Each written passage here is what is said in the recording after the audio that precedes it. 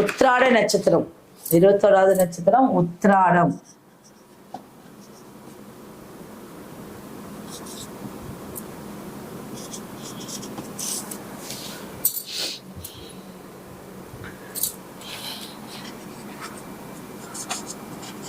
விஜய யோகம்.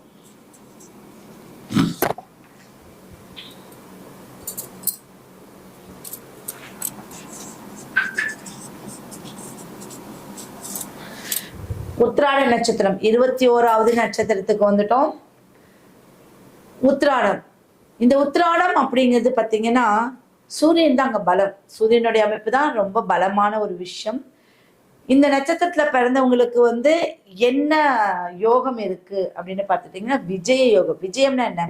ஜெயம், விஜயம், ஐஸ்வர்யம் எல்லாமே ஒரு கட்டத்துல இருக்கிறது. அப்ப விஜயம்னா வெற்றின்னு அர்த்தம். வெற்றியை நோக்கி செல்லக்கூடியது இந்த உத்திராடம். கார்த்திகை, உத்திராடம் சூரியனுடைய அம்சம். அப்ப இந்த விஜயம் அப்படிங்கிறது நான் செய்யற செயல் ஜெயிக்கணும் அப்படிங்கறதுதான் இந்த நட்சத்திரத்துடைய ஒரே குறிக்கோள். அதுல நிரந்தர வெற்றி கிடைக்கணுங்கிறது தான் குறிக்கோள். கீர்த்தி அப்படின்னு சொல்லுவாங்க. கீர்த்தினா ரொம்ப உயர்வான ஒரு மதிப்பு.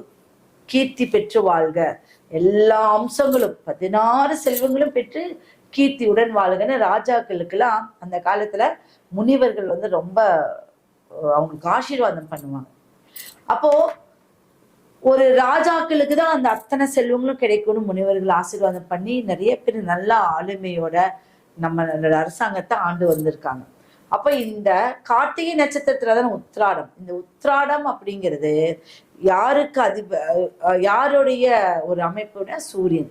இந்த சூரியனும் சனியும் ஒரு ஜாதகத்தில் இருந்தால் அவங்களுக்கு விஜய யோகம் கிடைக்கும். அந்த விஜய யோகம் எங்கெல்லாம் எப்படி இருந்து கிடைக்கும் அப்படின்னா இவங்க ஒன்னா சேர்ந்தாலோ இல்ல சூரியனுடைய சனியோட சூரியன் சாரத்தில் இவங்க 2 பேர்த்தோட வீட்டுல யாராவது ஒருவர் இருந்தாலோ கண்டிப்பாக அந்த யோகம் இவங்களுக்கு பிறக்கும். எது எடுத்தாலும் இவங்க ஜெயிப்பாங்க. ஏன்னா சூரியன் தலைமை இல்லையா? சனி பகவான் தாமதமான விஷயத்தை முன்னோக்கி கொண்டு போகிறது. அப்போ இது பெண்களுக்கும் அதிக பலம் உண்டு, ஆண்களுக்கும் அதிக பலம் உண்டு. அப்ப இங்க தேவர்கள் பலமாக இருப்ப. தேவர்கள்னா கூட்டம். தேவர்கள் தானே உங்களுக்கு நவ கிரகங்களா மாறிடுறாங்க.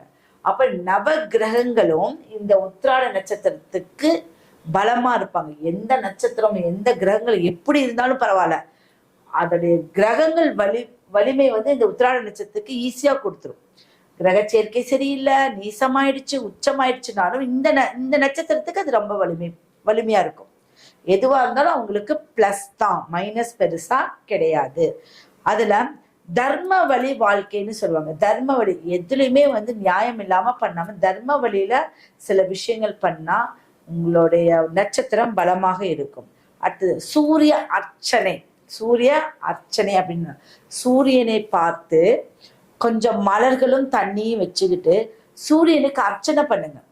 ஓம் சூர்யாய நமக, ஓம் சூர்யாய நமக அப்படின்னு சொல்லி சூரியனுக்கு அர்ச்சனை வந்து மலர்களால் ஒரு 11 முறை பண்ணுங்க.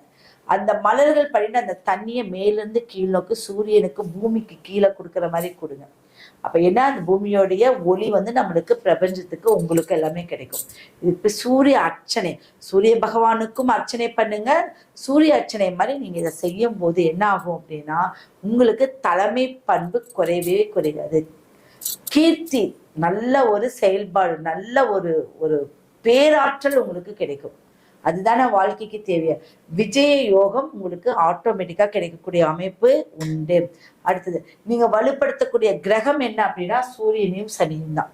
அப்போ உங்களுடைய ஜாதகத்துல சூரிய பகவான் இப்போ எங்க இருக்கு? இப்ப சூரியனா யாரு? சிவபெருமான். சனி பகவானா பைரவரு, சனி பகவானே தான். அப்ப எங்காவது போனீங்கன்னா பழைய சிவனாலயத்துல சிவனாலய சூரியன், சிவனாலயத்துக்கு போங்க, பைரவரை கும்பிடுங்க. ஏன்னா சிவனாலயத்துலதான் பைரவர் இருப்பாரு. அப்ப இவங்க 2 பேர்த்தையும் நீங்க கும்பிட்டு வருவதன் மூலியமாகவும் இந்த நட்சத்திரமும் வலிமை பெறும், உங்களுடைய வாழ்க்கையிலும் வெற்றி பெறக்கூடிய ஒரு அமைப்பு உண்டு. அடுத்தது போயிடலாமா?